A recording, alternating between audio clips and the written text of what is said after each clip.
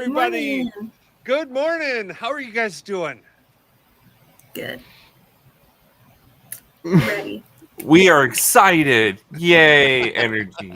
Mornings, Fridays. Oh, good. What's the best day ever? Holy cow. We have reached it. We are at the end of a decade of Power BI. How exciting, huh? It is exciting. Cheers to the next decade, right? Yes. And you know, it's interesting. I got to get Donald. We want you to come back on and finish your history of data and analytics. That would be so fantastic because I think I'm getting old. All this stuff is crossing lines in my brain as to how things are. The countdown always seems like a third of my life. Yeah. The 10 minutes is just really to make sure we have room for notifications to go out and stuff, and to deal with troubleshooting stream issues. Now, I'm gonna say honestly, dear gosh, knock on wood, that is an issue that seems to have disappeared with current fiber networking. But that leads us to the other end that we are coming to, and that's the end of Fabric Fridays in this studio. So, Breathe a sigh of relief, everybody. Yeah. So, Fabric Fridays is going to continue on in a new location, in a new place. We are like, as soon as we shut down this studio, as soon as we shut down for this live stream, I will begin tearing down the studio for our move. That's going to take a while for us to move everything. We've got movers, but you know how this stuff is. So please expect that there will be a hiatus as we switch between where we are now and where we are in the future. I've got what I hope to be enough videos queued up in YouTube and shorts and stuff to give me leeway there, but I'm not even going to necessarily commit to that. There's a lot that has to be done for this move. So we will be back. This is the end of phase one of Fabric Friday. So yeah. Both Jared and Christina sent me panicked messages virtually at the same time yesterday. Chris, what are you doing? Chris, what are you doing? Chris, what are you doing? Dying, are you? No, not dying. So I at least was like, maybe this is about the house, maybe, but yeah, I'll be in a new house. I'll have new stuff, and I've got to optimize. I think I'm gonna have it up and running pretty quick, but I don't want to like throw anyone off or any of that stuff. And we're all very excited about your new house, Chris. What's that? We're all very excited about your new house. I'm pretty excited about it too. It's gonna be great. It's a lot of work, but it's gonna be great. So, where's Kevin? I believe Kevin is in Ireland right now. He was on a train or waiting for a flight or something. He too suddenly sent me a panic message yesterday. Like, did he really? Yeah. Like, come on, man, you gotta prep me for this. But Chris, it's as a man of mystery. Yes, what will I do today? Well, just sometimes you wake up in the morning and you're just like, let's choose violence, Let's go. Violence and chaos. Yes. Just watch it burn. It's all right. I am an agent of chaos. All right. So one of the things I thought we would hit on, because it is the end of a decade. This is who here leave a comment in the. Oh, actually, hang on. Before we get into that, I need everybody who's watching this to get onto YouTube and hit the like button on this video and other videos. apparently YouTube only now counts interactions where you hit like on it. So viewing it's great. I love that, but they only count the view if you've interacted. So you chatting is what we want, but likes are very good too. So we want to see chats, we want to see likes. So if you guys can please head over there and smash that like button, as they say, that would be incredibly valuable to me. And heck, turn on the play on all my fabric videos on that playlist. It's like 78 hours of videos or something like crazy like that. And then as you come in the room, and I'm going hit that like button on each video and stuff. So that would be great. Chris tore down his office, so he doesn't have as many bots who can do it for him. So he's requesting that, the community come together. No, just kidding. Just kidding. That's exactly true. And I'll say I learned my lesson about bots when, like, within the first 3 years of Google starting to do like ad revenue stuff. Oh. I'm like, oh, well, it didn't have clear language about bots. So like I created an account, I created a bot army, and I'm like, look, I just made $8,000 in a day. Isn't that cool? And then I got banned from Google monetization for a decade. They never paid me.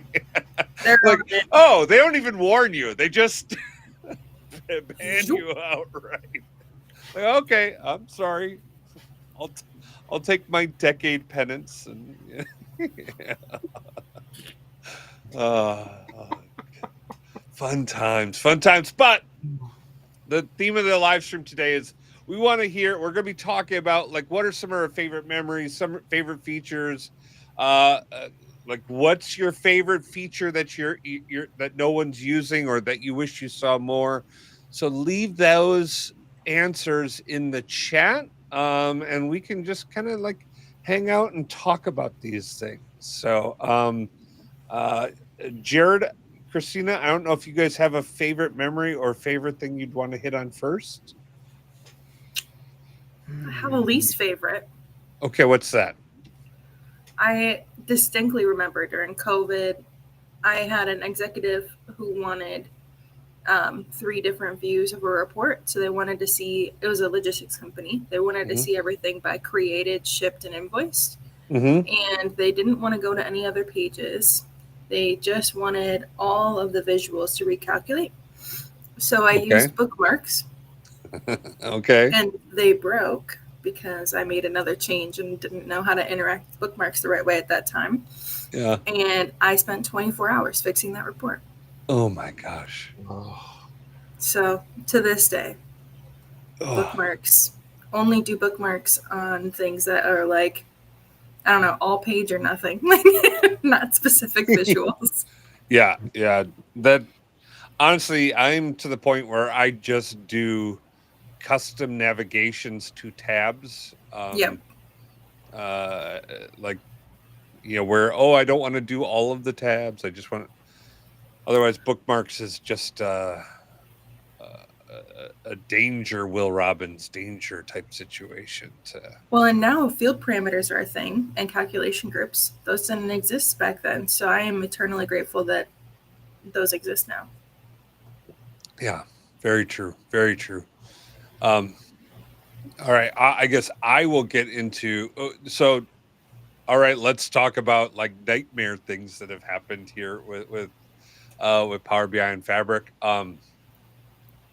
I was working at a very large insurance company, Northwestern Mutual, and we serviced all their field reps, and we had a team of 80 people that serviced them. And it was Power BI front end, back end was analysis services, and we had a very, very large beefy box to service this analysis services. And we had all of its performance, we had all the processors and memory up on a big screen so we could watch it all day, every day, so we could respond in real time to performance issues on the box. and we were in this like daily stand up talking, and all these people were in front of me, and I happened to be talking, and the screen was behind me, and as we're like, I was talking about something, I saw everybody's like eyes go wide, and I turned around to see like all of the processors had gone up and memory had gone up to 100%. It's like, uh-oh. Meeting adjourned. Let's Yeah. go. Yeah. That stopped, and then we farted around, trying to figure out what the heck was going on, like pulling up network stuff, and all of a sudden they all went back down again. It was like, well, what the heck was that? Oh, And then like every hour it would end up doing the same thing. Like for like 20 minutes it would go up, sit 100%, and then go back down, and then go back up, and then go back. It's like, why is this dying? Like no one could do anything for the first 20 minutes of every hour. And we found out that, and I think this has been fixed or changed or whatnot, but if you have if you have fine granularity RLS on your reports, and you have pinned pages in dashboards, the dashboard pinning will recache for active users every hour, or at the time it would recache for every active user every hour. And so for 30,000 people, basically, Power BI was basically launching a denial of service attack on our analysis servers because we had pinned the pages. If we didn't pin the pages and we just let them be, they would it would only render when they were going there. But because they're pinned in a dashboard, that caching thing was there. We fixed it, and Power BI doesn't do that anymore, to my knowledge. So I mean, it was just what the heck just happened? How do we fix this? What's going on here there? So no kidding. I used to do, so I was an anthropology student, and one of the things I did was an ethnography study about DBAs, and they were talking about how superstitious a lot of people are, especially in those labs, and so they would put different stuffed animals on top of different servers, and magically that would just make them work better sometimes. Really? It's just like a total superstition thing. Yeah, it was crazy. That's funny. Yeah. I mean, and it's just amazing how far we've come, right? Like, right.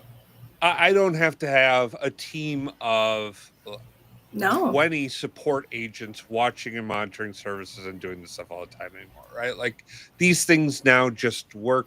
They're just fine. So that means no longer is it just the largest companies who can make an investment like that who can use these things, right? I mean, this stuff has been hardened. It's out there.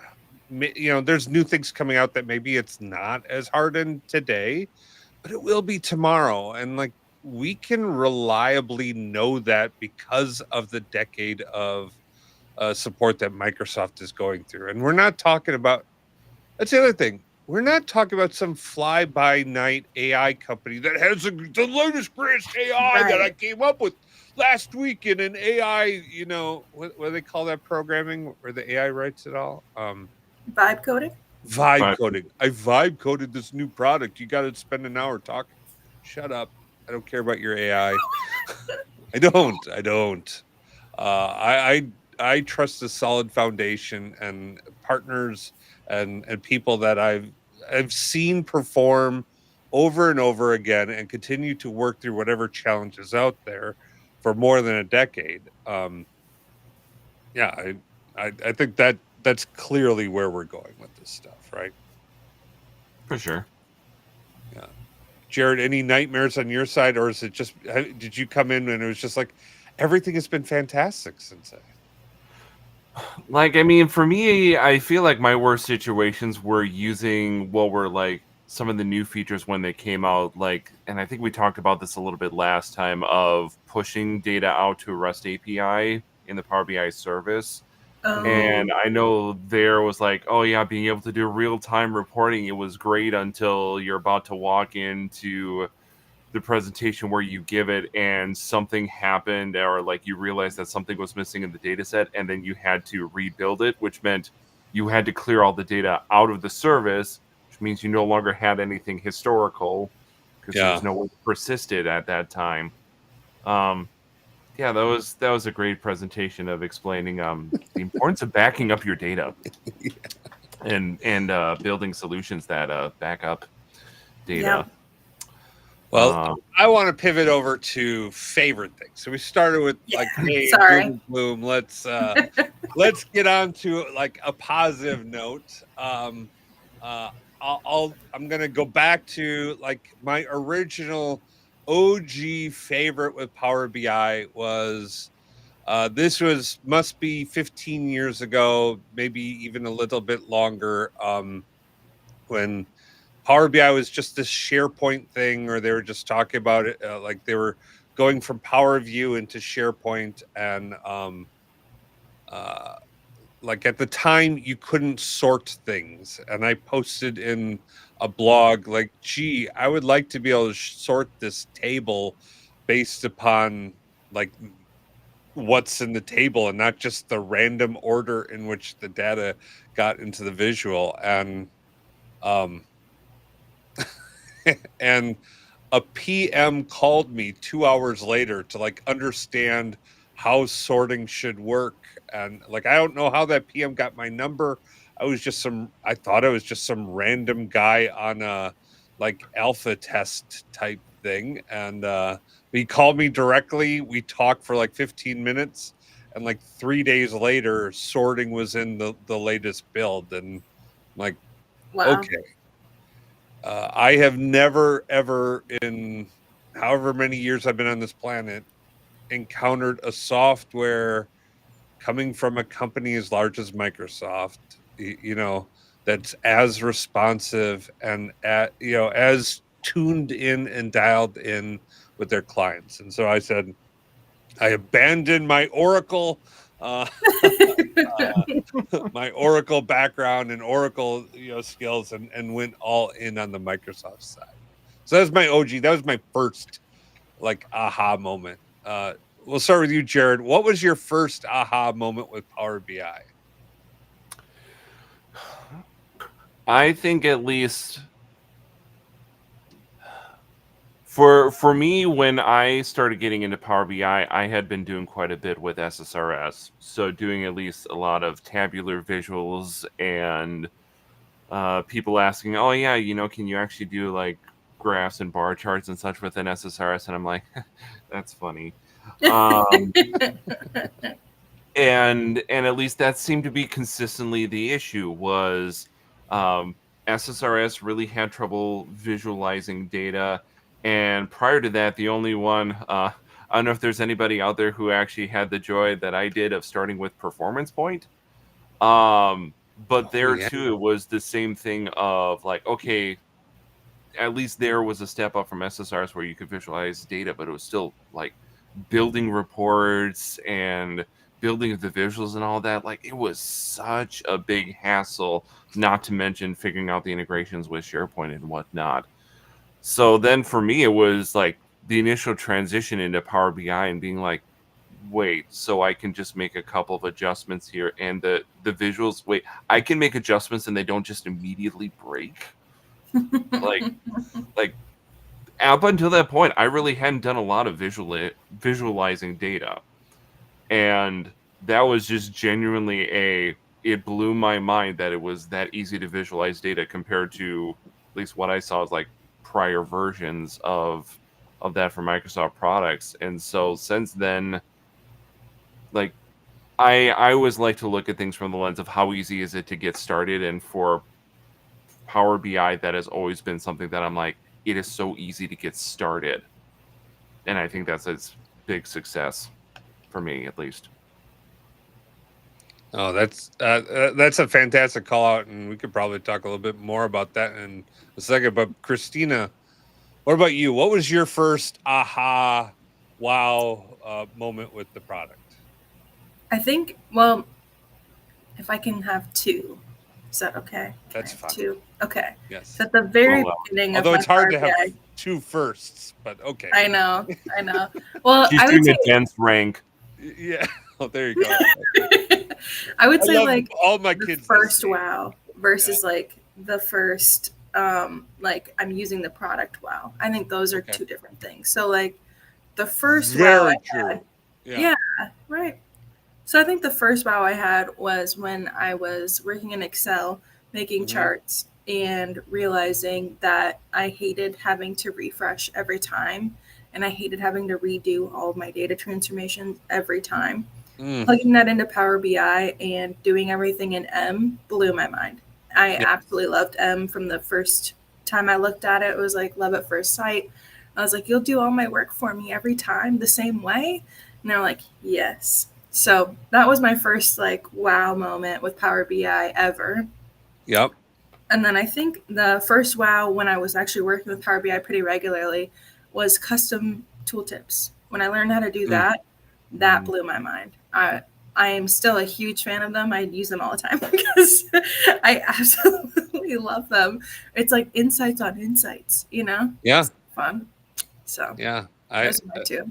I like that one a lot, and I love the whole like Power Query thing, the ability to get your data, transform your data, and make it usable from the get go. And I think that actually leads into my next big aha moment.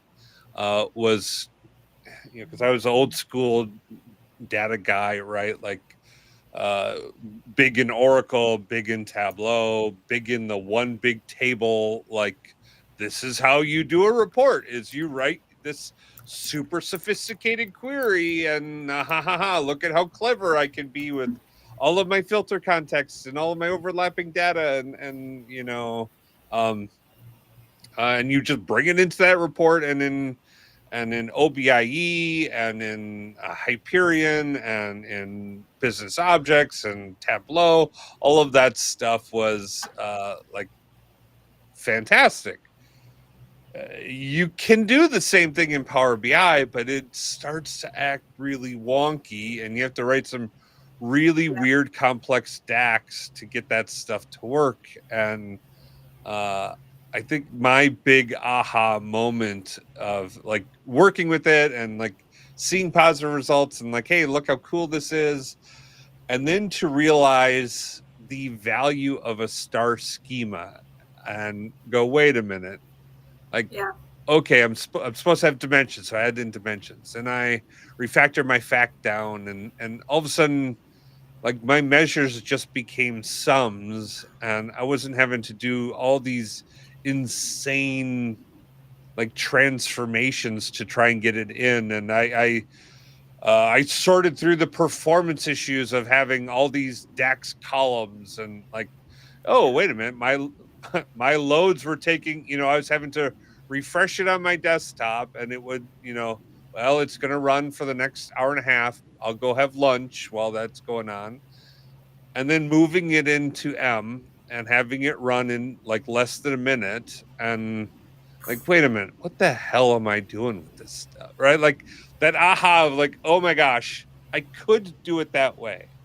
But if I just do it this way, life becomes so much easier. And I start to use the tool the way the tool was designed to be used, and Yeah. things work really well for me. So It's amazing what a difference it makes because you just think it's just propaganda and then you do it and you're like, oh, right. Right. okay. Mm-hmm. Yeah. Now, I will say that there are times where a one big table is still useful and relevant. And I think we shouldn't lose sight of that, right? Like, hey, the star schema is the primary core. I want that to drive 95 to 99% of my reporting and analytics.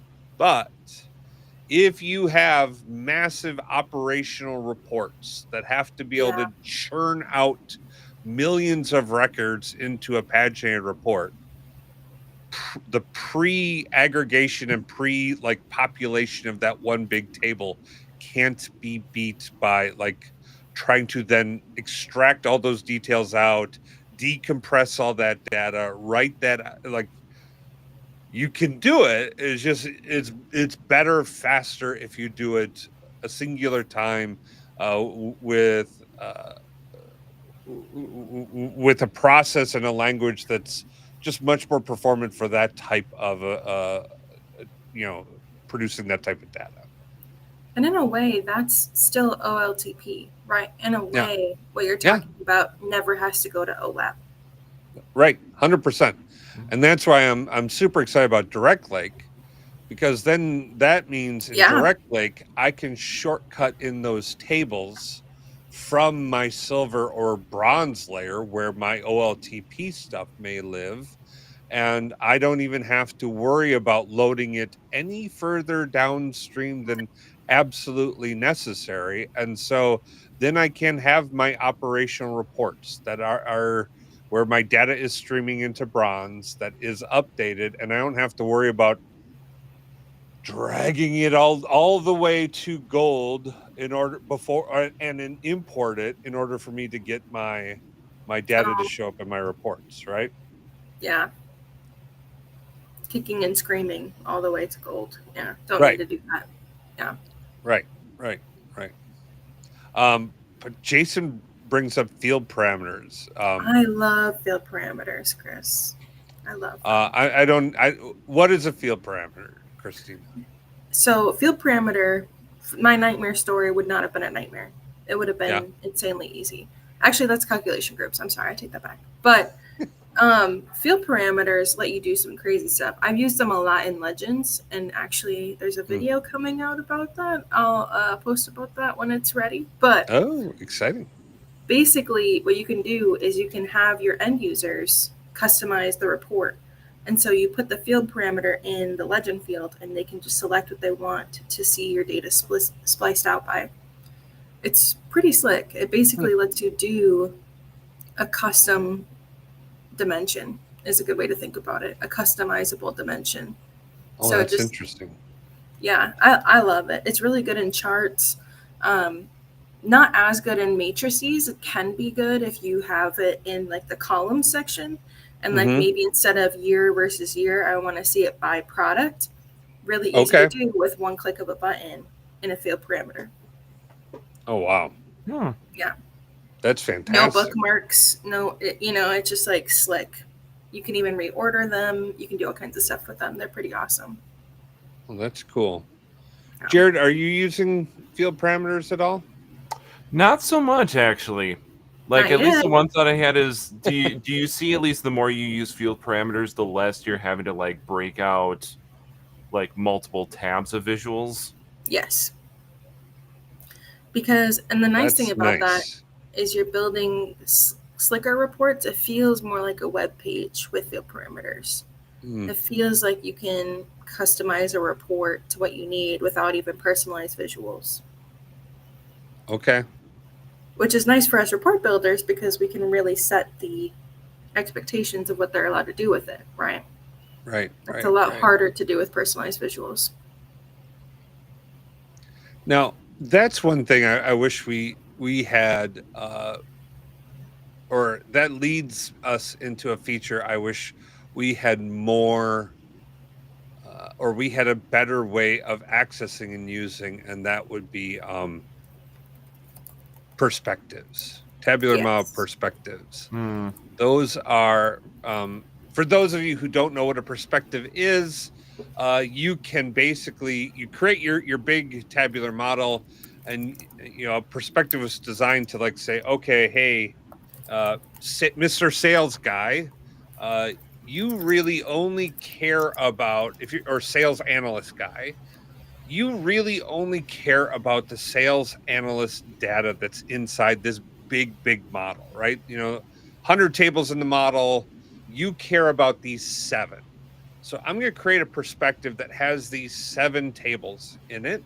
And all you can see when you go into Power BI, or in theory, is just those 7 field or 7 tables in there. So your build experience, your user experience is much more streamlined. So you're not including all the identity fields and all the like checksum things or whatever other like processing system garbage in there. You can actually really winnow it down so it's a very custom experience for someone. Or you only have access to these measures, or you can have access to the HR table, but you only get access to certain fields inside of there, right? That type of a thing is what a perspective is really great at doing. And I I honestly I had hoped the metrics layer was going to be the manifestation in the service of the perspectives, but that's just not proving to be true. um, so It's a bummer. Well, Yeah. and I always get confused about this, Chris. The perspectives, it's just limiting what you can see. It's not actual security, right? Because that's usually the common discussion around that is like, oh, perspectives, is that actual security or is it just limiting your view, but you can get to everything else? Yeah, that is just limiting the view. It is not security. Um, so you have to define your security elsewhere. And with one like security, that might become maybe that's something that's being kicked down the road because it needs other features in place, right? Like I'll say another big fond memory of mine with Power BI was uh, we large companies knew they had many models, and we wanted to be able to connect those models together. And I can remember like hashing out and like going over like what is it going to take to bring those together with a couple people on the product team. And like they had, we talked about the value, they talked about the effort, they came back with there was like this big long list. This I don't even remember his name, but there's a guy who was tracking all of the things that needed to be done before we can have a composite model and bring that together. And uh, like a dog with a bone, they continue to like slowly work through all of those items until they got it done. And now we don't even think about it, right? Like there's some performance challenges and like, but that's part of these things, right? Like you're gonna have it. But it just works. And honestly, I think the performance challenges are a thing because we're talking in memory to in memory. Yeah. I bet once we can do composite models with like direct like stuff, like gone is that limitation. So, or I is my prediction. I would hope so, but you never know. It might Mm-hmm. be, like you said, iterative. I think 10 years is long, but relatively short for all the things that Power BI has accomplished. Yeah, yeah. I mean, how long had Tableau been out when Power BI went GA? Like, I'm waiting for Donald to pop that in the chat. yeah, I'm sure he will. I think it was close to a decade. I thought someone like when Power BI went GA, Wow. I thought at the time it was Tableau had been the Gartner leader for 7 years in a row. And then Power BI overtook it in year 1 or year 2 or something like that, because of all the other integration capabilities and whatnot. But Founded in 2003. okay, yeah. So I Wow. mean, we're talking, yeah, it had been around for well over a decade, and Power BI. No one thought they're going to be able to take. Anyone was going to be able to take on Tableau. Like, oh no, Tableau owns everything. They're the de facto default reporting experience. And oh, there comes Donald. We knew we could count on you, Donald. Yeah. Oh, first product was in 2004.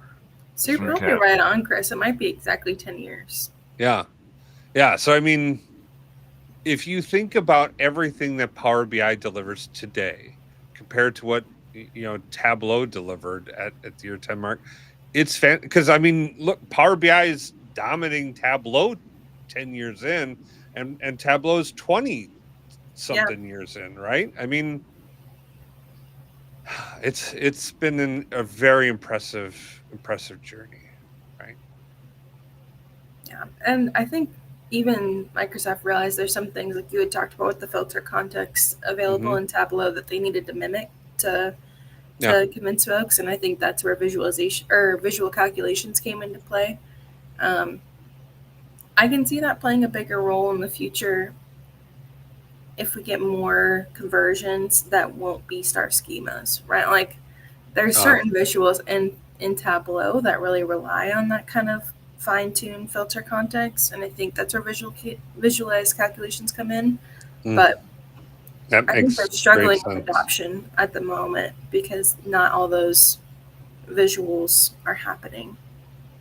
But Okay. we'll see. I could see it being a really big thing whenever maps get better. But she said cheekily, I would love to be able to steal Tableau clients who are using custom maps, but it's really hard right now. Yeah, that is true. There's some gaps there that still remain. All right. Well, we started to hit on people are starting to talk about maps. Let's start talking about visuals. What's your favorite visual of all time, inclusive of custom visuals? And I'll go ahead and start. Oh my gosh, I forgot his name. My absolute David Veld. I'm forgetting his name. My absolute favorite visual was a hexagon scatter chart visual that allowed you to um, like look at individuals' performance, and they would group by these hexagons. And as you click on objects, the hexagons would roll and form into other groupings and clusterings of individual people. And oh my That's god, pretty sick.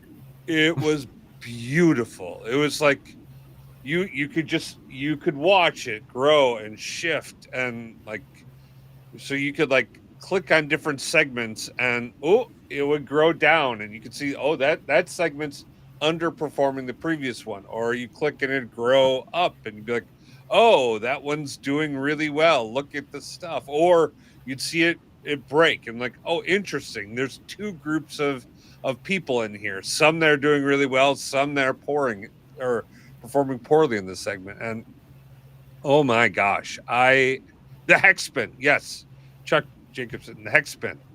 Holy cow, that visual was. What happened to it, Chris?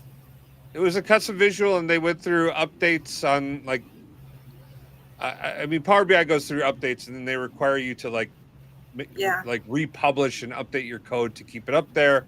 And David Veld, I think his name was. I mean, it's still his name. I don't remember it on the screen. You just, if you don't have time to keep up with Power BI's code release schedule, because you just don't get to it. But boy, it was fantastic, because you could have those conversations in real time. And because if you were looking at people, you could chart it out, and you could talk about these cohorts of people, and you could really focus in on strategies for how do you address this cluster. And it was fantastic. It was awesome. Well, maybe we need to send an email. Be like, all right, David, give us the source code. We will. It's actually still out there. You can still go out and download it off Git and do all that stuff. Oh, sweet. So, yeah. Last time I looked, which was probably 4 years ago, it was still there. But that was my favorite visual. All right, Jared, what about you? What's your favorite visual? So yours is going to be significantly more useful than mine, because mine is more for nostalgia's sake. Mm-hmm. because it came out right around the time that it was relevant to me. So it's there's a waffle chart out there in Power BI. It's just visualizing your data in a 10 by 10 grid, but it was something that was like, oh, this was really cool. Plus, that was when I was running on an agile team that was called Team Waffles. Oh. And that was like our thing was like, okay, we are Team Waffles. Therefore, any visualizations and such that we build for like team metrics has to use the waffle chart in some way. And like it became where like part of it is about like the visual stuff where again your stuff's a little bit more practical, but I think that's some of the fun though with visuals too is what's a new way of taking a look at things, what's a weird way of looking at things, and sometimes even just simple as picking a visual that everybody's like, oh hey, this is cool, kind of helps you tell stories in different ways. Nice. Yeah. That So, I agree. You know, trying things out can be very useful. Christina Ferris, what is your favorite visual and why is it the fish visual? I wish it was the fish visual. I've used that thing once and I was like, God help me if I ever have to use this again. It's not as fun as I thought it would be, you know? It looks so great though, doesn't it? You feel like, yeah, I'm gonna use the fish visual. It's just a worse bar chart, worse bar chart combined with a donut. Like it's just terrible, but it is fun. It is fun. No, I think my favorite visual, practically speaking, is either the matrix or the bar chart. I'm going back and forth in my head about that. And only the matrix if you include bar charts in it with like data bars. Yeah. So maybe I'm cheating and putting them together. Practically speaking, I use that all the time, I think. I suppose if you're going to use the matrix, you can have data bars, you can have spark lines, you can have all sorts of things too. You can even use images, and I saw someone use SVGs to like create custom visuals inside of the matrix. So like you can get nuts with that. The matrix really has become like the Excel spreadsheet of Power BI visualizations. The only thing you can't do with it that is extremely frustrating right now is like a whole bunch of custom sorting on the columns. I would love to have more options there. Yeah. Good point. I think that's why Info River is still Info River, right? Like I was gonna say my custom visual that I have grown exponentially like the last month to love is Info River. One of my teammates is using it in her client, and the stuff you can do with that is incredible. And like the exports are so clean. It looks exactly like it does in Power BI, which is not true if you export a matrix regularly. So I've been very impressed, and it's only like $3. I was very excited when I saw that. So yeah, Info River, we're using it at a couple places, and like the ability to go in and say, I don't want it to say United States on this line for this report. I just want it to say US, and you double click on it and change it to US. Okay, forget about it. Like that is where's your take my money meme? I feel like that's, you know. Yeah, I have that here. Hang on. That is worth it, right? Like shut up and take my money. Yeah, like pay Info River, right? Like just give them the money because it's functionality that and it is really well done, right? Like it's not I didn't really see one component of it that was kind of half-assed. It was all put together really well. It works really good. I would think almost my only complaint with the Info River is, well, now you have all of the customization options, and like all of the customization options is a million customization options. So it's like it could border on too much, but it's not too much. It is easy enough to work with. It's great. I like. It's kind of like fishing in the ocean, right? You need a bigger boat. Yeah. You just need a bigger mindset, a bigger capacity for stuff you don't know. Yeah. Yeah, and you don't have to use all million settings, right? You use the 4 that are important to you. You know, that's yeah. And Gary's right. The write back capabilities that you get are phenomenal. I will call out because I did just say $3 per user per month. That one is a higher price license, so Yes. don't quote me on that for the write back. Yeah, and they've got all sorts of like licensing levels and stuff. So yeah, but I've been pretty impressed just from what I've seen, and like it's at a couple of clients we have now, and it's been going really well. So they've got something there. I completely agree. All right, so we've hit on our favorite visuals. Now let's try something a little bit different here. What's your favorite story of helping someone with Power BI? Right. And so I'll start with mine. And this individual, she was tasked with suddenly taking over and being responsible for these Power BI reports that had been created by someone who's incredibly smart, knew data, had been working in data for like forever, saw Power BI, like jumped in with both feet, built some incredible reports out there, and then promptly got transferred to a new department, and all this stuff got dumped on this unfortunate woman whose background was not data, was not reporting, was not analytics. And so suddenly she found what appeared to be for her this spaghetti web of things that she struggled to like understand. And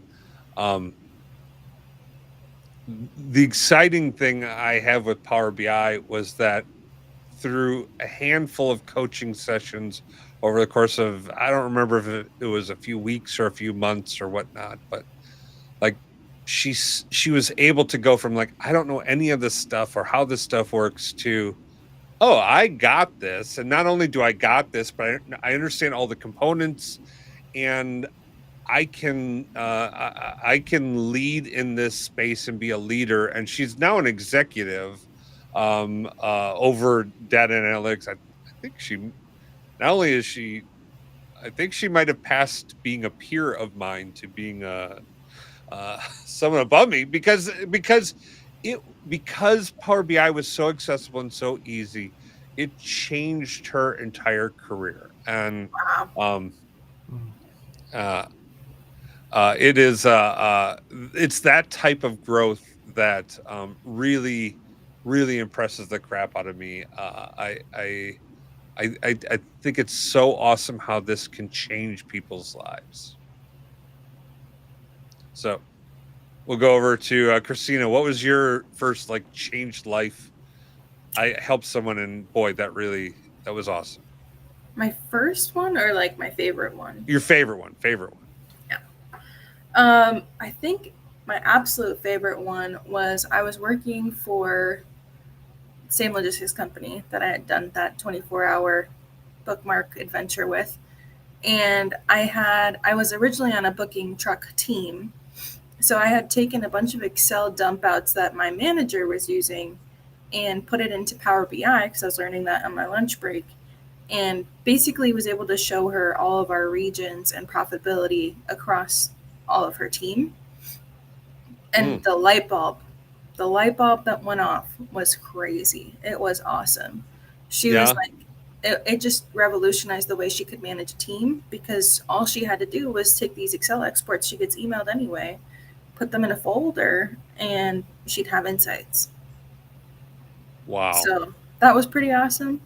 Yeah. I also made a wedding website out of Power BI for myself and my bridal party to track all our stuff on. So that was in Power BI? Yeah. You would. I did. You are crazy. That was also pretty fun. My husband definitely knew who he married. Let's put it that way. There's absolutely no doubt what was going on there. No. Oh, that's awesome. Nice. Yes, and hey, before we go over to Jared, if you're in the stream, please hit that like button. Uh,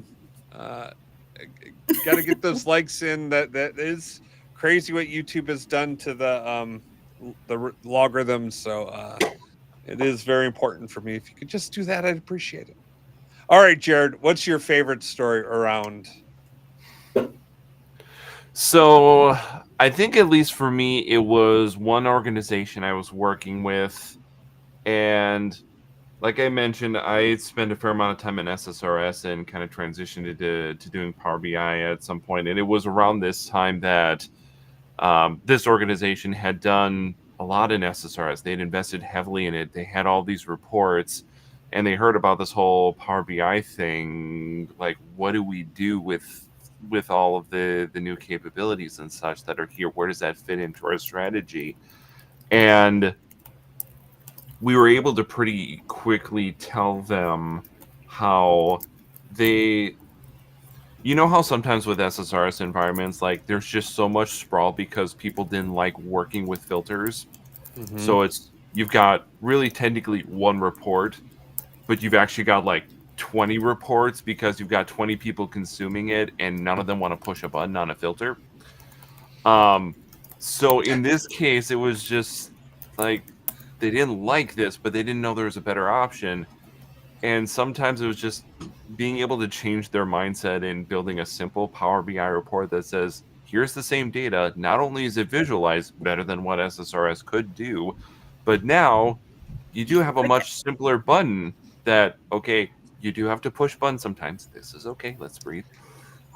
But once you get past that, they were just like, oh, I can push the button and it changes right away versus SSRS where I push the button and it resubmits a query and has to go all the way back to OLTP to get the data back out. Yeah. Like there it was, they were able to condense like a very large sprawl of SSRS reports into a very small set of Power BI reports that accomplished the same thing, gave them better visuals, and more importantly, I think they actually started talking more about data versus the SSRS reports, where it's just like, okay, let's just send emails everywhere. Oh, that's fantastic. That's really fantastic. That's the big draw, right? I mean, even for some of the Tableau reports I saw, they were all print to PDF reports. Mm-hmm. I think some people want the clicks. Yeah. Like, oh, I can click it. Yeah. Yes, you can. All right. Well, hey, I'm sure we could probably keep talking and go on for hours and hours with all this incredible stuff that we have in Power BI. Fortunately, we've got to bring these horses into the barn because I've got a hard stop I have an 8:30 I got to get to. But I wanted to just take a moment to Jared, Christina, thank you so much, Kevin, and for everyone who's been a guest on Fabric Fridays or on this YouTube channel. And I want to thank you guys. You've really helped make this content so exciting. But really, I want to thank you guys, the viewers. Really, we're doing it for you guys. This is something we just absolutely love. It makes my Friday my best day ever. And I enjoy this. This might be my favorite thing that I got going on. So I thank you guys so very much. We will be back. This is just the end of an era in this space. Just apologies if it's we might be a month or so out before we get things fired back up again. Who knows? Maybe not. Maybe like everything goes smoothly and the movers do everything right. And you better knock on some wood. yeah, right now. knock on wood, right? Knock on the wood paneling behind you. Yeah. But we will be back and we will see you then. Thank you all so very much for everything. You have the best day ever. Peace. forgot how to exit. Baker Tilly Digital combines strategic industry insight and advanced technical expertise to uncover and solve your digital transformation challenges. If you're interested in learning more, check out our website at bakertilly.com/digital.